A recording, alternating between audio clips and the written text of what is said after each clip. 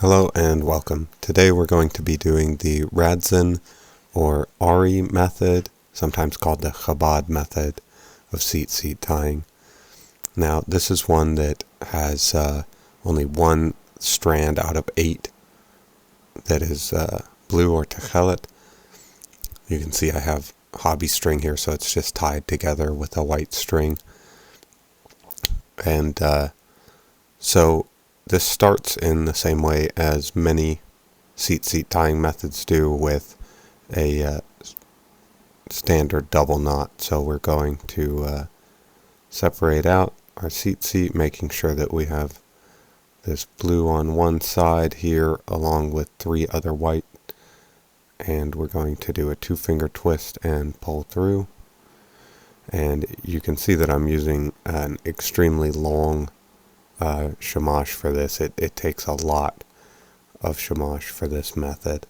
So we're doing our 2-finger twist again, pulling through, getting close to that knot, supporting it here to keep from squishing up our talit, and we're going to tighten it the rest of the way up.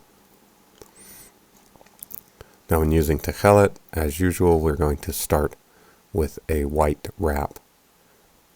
And this is pretty simple for the first wrap. You're just going to go around and then pull up through. So you want to go up through the loop that you've made on all of these wraps. Snug it up real tight. And this first one, because it's not very well supported by just that one cinch down spot, you're going to hold it tight to the core. Hold that real nice and tight while you move on to your second. Now the second is a double loop. So you're going to wrap it around your finger and then around the core, pulling up through,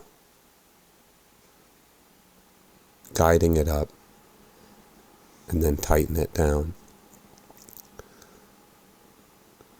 And because the thread comes out of the top there, when you tighten it down, that's what forms these sort of ridges of loops along with each set of windings. So on your next one, you're going to do 3. So you're going to go once around, and then again around, and then on your last one, you're going to go up and through for your third one. And that's going to be the case with all of these. So if you have 3, you're going to go around twice and then up and through. If you have 2, around once and then up and through. And if you have 1, you'll just go straight up and through. Now to get these nice and clean, you'll have to fiddle with these wraps a little bit.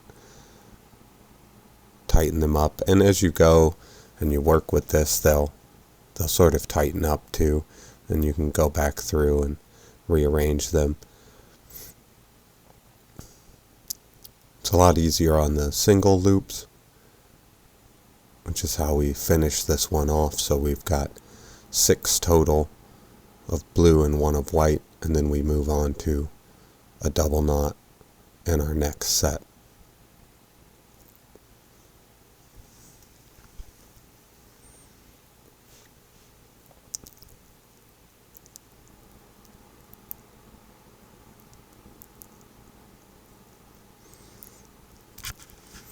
So now for our next huya, we're going to start with 2 wraps and then 3 and then 3 for a total of 8. So this is following the 7, 8, 11, 13. So again, you see we do 1 wrap around the core and then 1 up through the top, and you want to guide this up to keep them close together. And that's a harder thing to do when you're working with 3 wraps.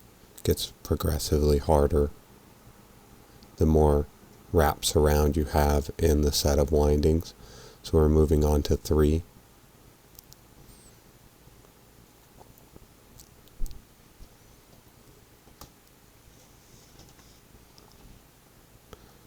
And guiding it up.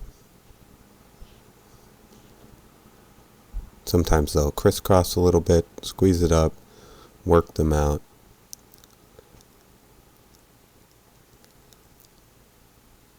get it nice and pressed up next to the previous set of windings.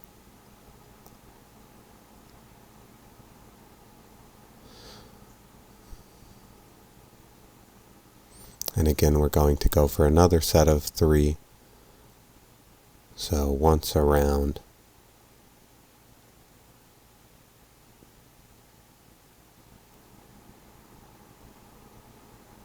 and then a second time.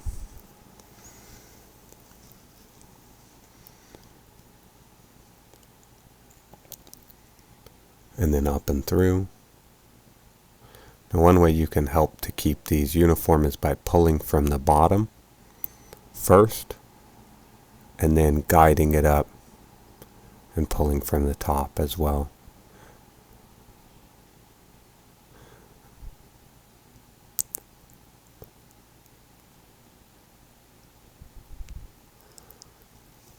That completes our second hulia of 8 wraps. Going to tie another double knot.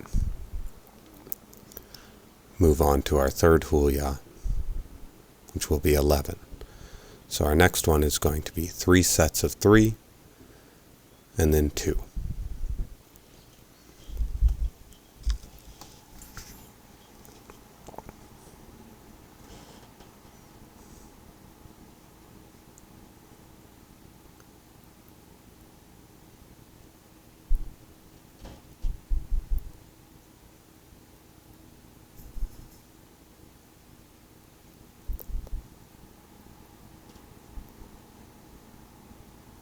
Again, pulling from the bottom helps, especially on these ones with 3, to keep everything uniform and tight.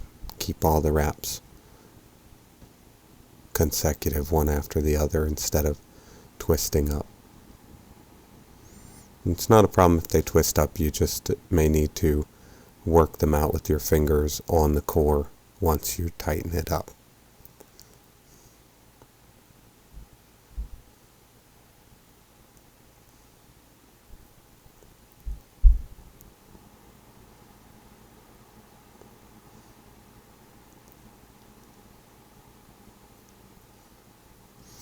And what we really want is for there to be no white showing between your sets of blue wraps here.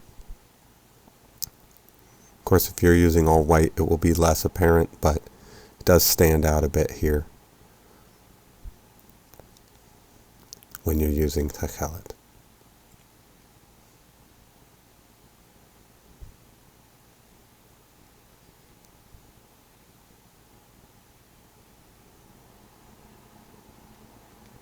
You can see this one's a little bit off, so just going to work it out with our finger while we tighten it up, smooth everything over, apply a little bit of even pressure. Check our count while we do that, and move to our next set of windings, where we're going to go once around, and then up and through,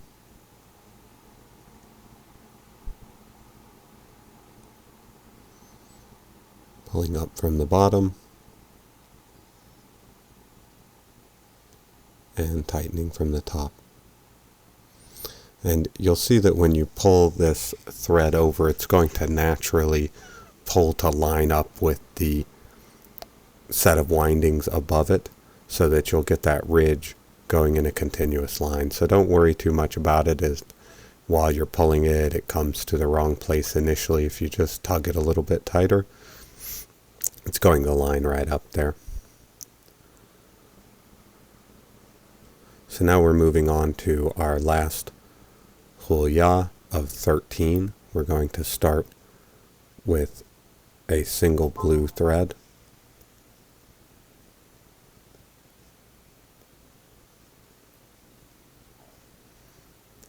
So again, when we're doing a single, we're just wrapping around and pulling up and through. So around the finger and up and through.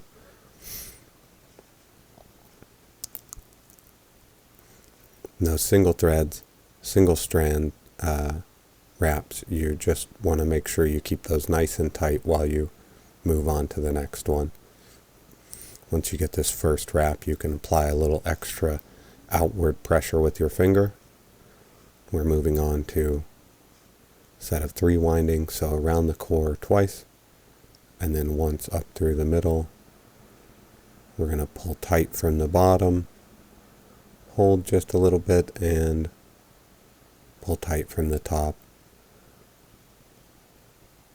And work out that slack and straighten up the rows of our winding.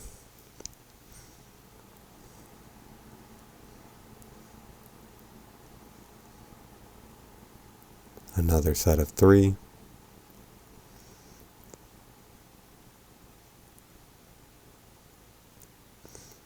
Again, you can see that little bit of white space between our first winding and our first set of 3, and that's okay. Once we get done, once we get everything, as we progressively move forward with these, we're going to see that tighten up, and at the end we can keep everything nice and tight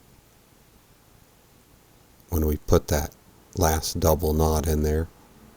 It will also help to further tighten this up.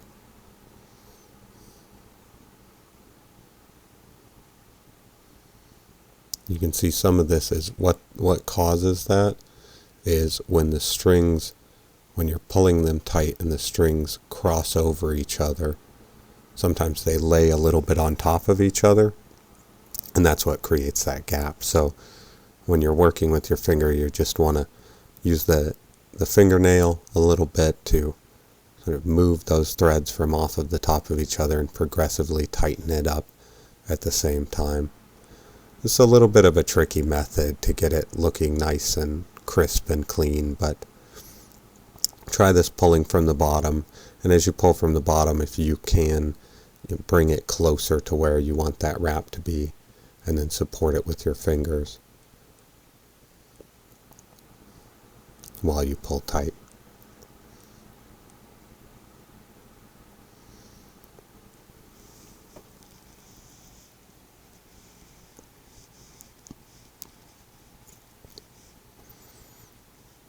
Do your best to keep a good count of these as you go.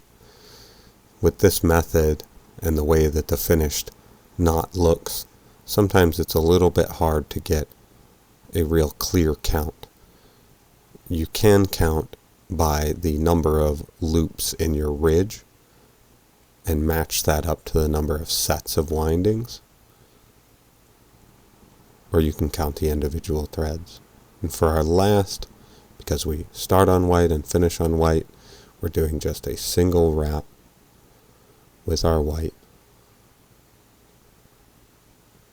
tightening it up, separating out, and doing our final double knot. And that's it. Go through once over, squeeze everything, move it around, tighten it up. Thanks for watching.